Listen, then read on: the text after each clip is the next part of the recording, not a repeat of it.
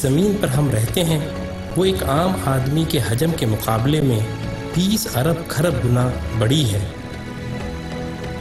جبکہ ہمارا سورج ہماری زمین سے 10 لاکھ گنا بڑا ہے۔ اس کے مقابلے میں ایٹا کورینائی نامی مشہور ستارہ ہمارے سورج سے بھی 50 لاکھ گنا بڑا ہے۔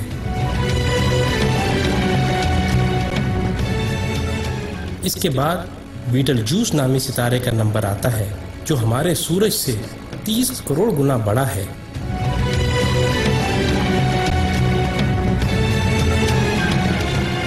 اور پھر وی وائی کینس میجورس نامی ستارے کی بڑائی کا تو کیا ہی کہنا، یہ ستارہ ہمارے سورج سے 1 ارب گنا بڑا ہے۔ کیا آپ کو معلوم ہے کہ جس کہکشاں میں ہم رہتے ہیں اس کا نام ملکی وے ہے، اور ہماری صرف اس ایک کہکشاں میں ہمارے سورج جیسے 300 ارب سے زائد سورج موجود ہیں۔ اور یہ کہکشاں اتنی بڑی ہے کہ اگر ہم کسی ایسی چیز میں سوار ہوں جو 1 سیکنڈ میں 3 لاکھ کلومیٹر کا فاصلہ طے کرتی ہو، یعنی 1 سیکنڈ میں زمین کے 7 چکر لگانے والا ہو، تو اس کو بھی ہماری کہکشاں کو پار کرتے کرتے 1 لاکھ سال لگ جائیں گے۔ اندازہ ہوا نا کہ ہماری کہکشاں کتنی بڑی ہے؟ لیکن نہیں، آئیں ہم آپ کو اپنی پڑوسی کہکشاں میں لیے چلتے ہیں جس کا نام اینڈرومیڈا ہے۔ وہ ہماری کہکشاں سے 2 گنی ہے، یعنی 2 لاکھ نوری سال وسیع و عریض ہے۔ لیکن یہ بھی چھوٹی ہے۔ M81 نامی کہکشاں ہماری کہکشاں سے 60 گنا بڑی ہے، جبکہ IC1011 نامی کہکشاں ہماری کہکشاں سے 600 گنا بڑی ہے۔ اب سمجھ آ رہا ہے نا اللہ اکبر کا کیا مطلب ہے؟ اللہ اکبر، اللہ اکبر۔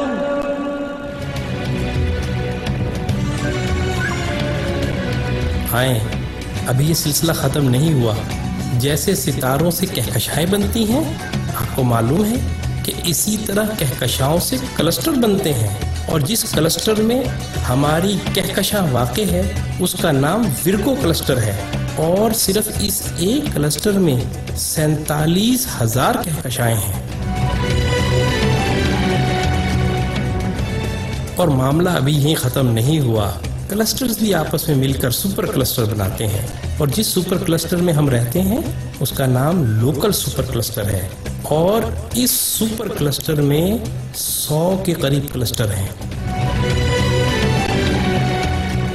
اور اس سپر کلسٹر جیسے کم و بیش 1 کروڑ سپر کلسٹر ہماری کائنات میں موجود ہیں، جو ایک عظیم جال میں معمولی نقطوں کی مانند نظر آتے ہیں، اور ان سب کو صرف ایک ذات یعنی اللہ تعالیٰ نے بنایا ہے۔ تو اندازہ ہوا کہ اللہ کتنا بڑا ہے۔ یہی وہ کبریائی ہے جس کو قرآن سورہ زمر میں یوں بیان کرتا ہے، اور انہوں نے اللہ کی قدر ہی نہ کی جیسی اس کی قدر کرنے کا حق تھا۔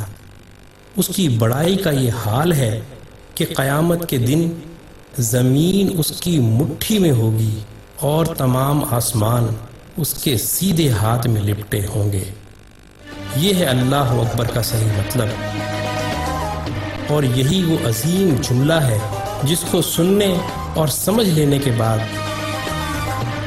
سوائے انتہائی متکبر کے ہر ایک شخص کا سر سجدے میں چلا جاتا ہے۔